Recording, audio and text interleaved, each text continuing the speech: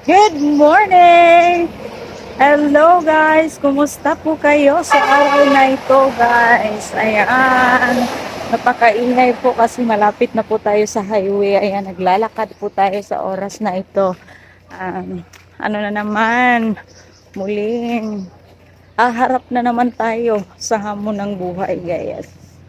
Guys, ito po ang reyna ng kalsada, si Inday Cordapia mga labs.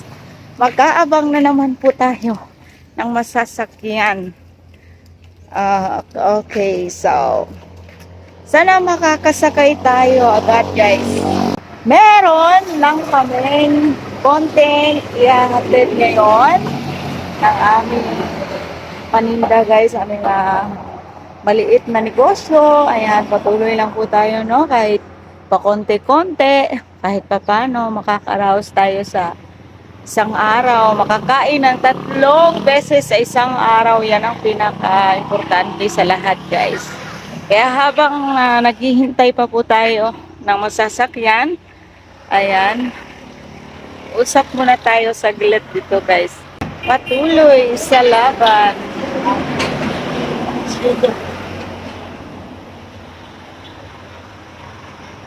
And sasamahan na naman ako ng aking makukulit na Junakis.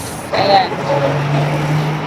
Okay, so napakaingay na ng mga ano dito, mga sasakyan na dumadaan.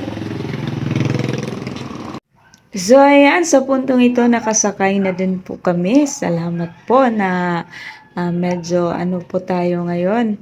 Very hectic po ang ating oras kasi nga ay late na po tayo. So it's okay lang po.